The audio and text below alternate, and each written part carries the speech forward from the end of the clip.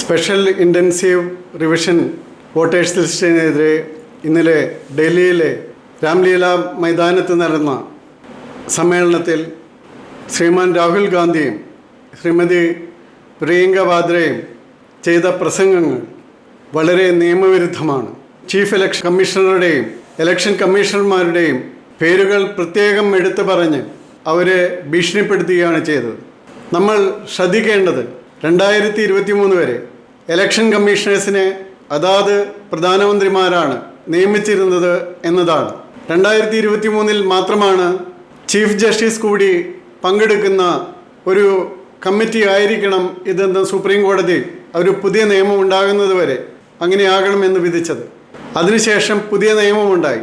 ആ നിയമമനുസരിച്ച് പ്രതിപക്ഷ നേതാവ് അടക്കമുള്ള പ്രധാനമന്ത്രി ചെയർ ചെയ്യുന്ന ഒരു കമ്മിറ്റിയാണ് ഇലക്ഷൻ കമ്മീഷണേഴ്സിനെ തിരഞ്ഞെടുക്കുന്നതും പിന്നീട് സർക്കാർ നിയമിക്കുന്നതും. കോൺഗ്രസിൻ്റെ കാലത്ത് എല്ലാ ഇലക്ഷൻ കമ്മീഷണേഴ്സിനെയും അവർ നേരിട്ട് നിയമിക്കുകയായിരുന്നു. ഇത്തരത്തിലുള്ള യാതൊരു സംവിധാനങ്ങളും ഇല്ലായിരുന്നു.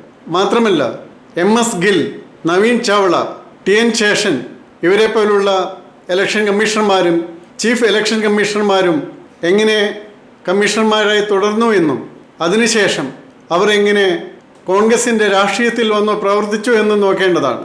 ശ്രീ TN ശേഷൻ ഏറ്റവും വൈദഗ്ധ്യമുള്ള ഒരു ഇലക്ഷൻ കമ്മീഷണറായിരുന്നു എന്നുള്ളത് സമ്മതിക്കേണ്ടത് തന്നെ.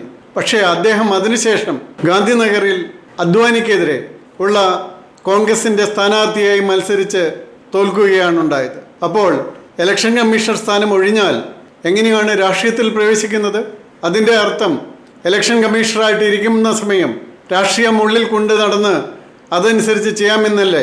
അതിന് മകുടോദാഹരണമാണ് MS ഗിൽ. അദ്ദേഹം ചീഫ് ഇലക്ഷൻ കമ്മീഷണറായിരിക്കുന്ന സമയം ശ്രീ ബാൽ താക്കറെയുടെ 1987 ഒരു പ്രസംഗം ഉദാഹരിച്ച് 1999 അദ്ദേഹത്തിന് ഇലക്ഷന് മത്സരിക്കാനും അതുപോലെ വോട്ട് ചെയ്യാനുമുള്ള അനുവാദം എടുത്തു കളയുകയാണ് ഉണ്ടായത്.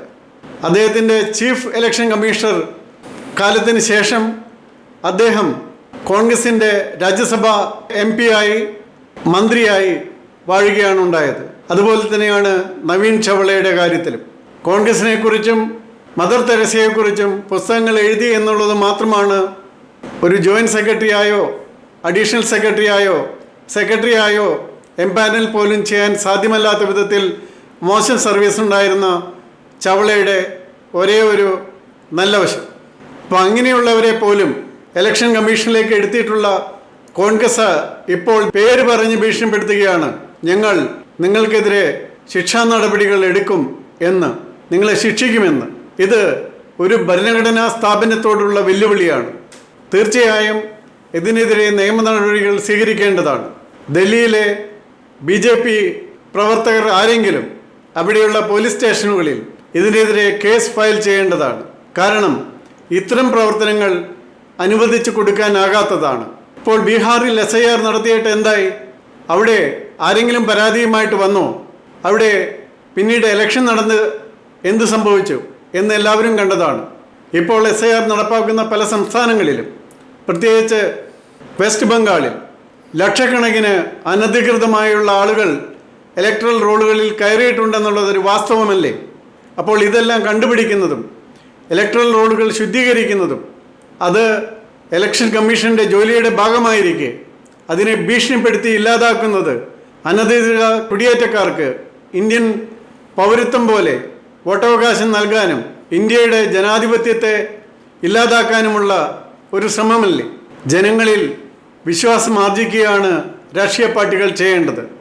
അതിന് സത്യസന്ധമായി, കൃത്യമായി, ക്രമമായി പ്രവർത്തിക്കണം. കാരണം അതിന് പകരം ഇലക്ഷൻ കമ്മീഷനെ ഭീഷണിപ്പെടുത്തി ഇലക്ഷൻ ജയിക്കാമെന്ന് കരുതുന്നുണ്ടോ? അത് ഒരു വ്യാമോഹം മാത്രമാണ്. കാരണം ഇലക്ഷൻ കമ്മീഷനല്ല ഇലക്ഷനുകൾ ജയിപ്പിക്കേണ്ടത്, അത് ജനങ്ങളാണ്. ജനങ്ങൾക്ക് പ്രയോജനകരമായ എന്തെങ്കിലും ചെയ്താൽ മാത്രമേ ജനങ്ങൾ നിങ്ങളെ തിരിഞ്ഞു നോക്കുകയുള്ളൂ. രാഷ്ട്രത്തിന് പ്രയോജനമുള്ള എന്തെങ്കിലും ചെയ്യണം. അല്ലാതെ സ്വന്തം താല്പര്യത്തിന് മാത്രം നടക്കുന്ന സ്വഭാവമുള്ളവർക്ക് ഇലക്ഷനിൽ ജയിക്കുവാൻ സാധ്യമല്ലാത്ത വിധം സോഷ്യൽ മീഡിയയും എല്ലാം വളർന്നിരിക്കുന്നു. ഇത് എല്ലായിടത്തും അറിയാൻ സാധിക്കും. കേരള മാധ്യമങ്ങൾ ഇത്തരം കാര്യങ്ങൾക്ക് നൽകുന്ന പ്രാധാന്യം വളരെ കുറവാണ്. കാരണം കേരളത്തിൽ ഉള്ള മാധ്യമങ്ങളിൽ ഭൂരിപക്ഷവും ഇത്തരം ആളുകളുടെ കീശയിലാണ് എന്നറിയാം.